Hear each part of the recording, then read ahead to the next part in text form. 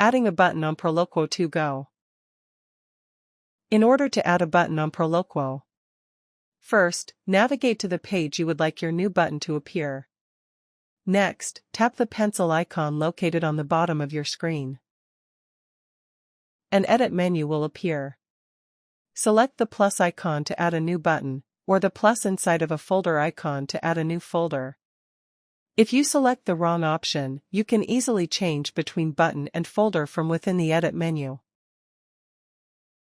When creating the button, start by typing the text you wish to be spoken. For most messages, Proloquo will automatically select an icon that represents your message. This icon can be changed at any time using images within the program, or by taking a picture with your device's camera. You also have options for changing the button's appearance. These options are located on the left side of the edit menu while the button is selected. An important feature to remember is Actions. The Actions option allows you to change the behavior of the button. These options include how the message appears, how it is spoken, and what happens when you select the button. You can set the button to perform actions within the program, or navigate to different folders.